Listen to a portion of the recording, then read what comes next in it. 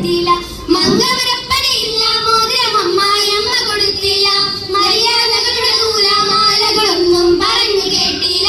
മുത്തായ മുത്തായ ഫാത്തിമാന്റെ നിക്കാഹിന്റന്ന് മുത്തൊളിവായ റസൂലേറ്റം സന്തോഷിച്ചെന്ന് മട്ടത്തിൽ വിധാനിച്ചെന്നാകാശം വിണ്ട് മക്കത്തെ ഖുറൈശി തറവാട്ടപ്പെണ്ണ്.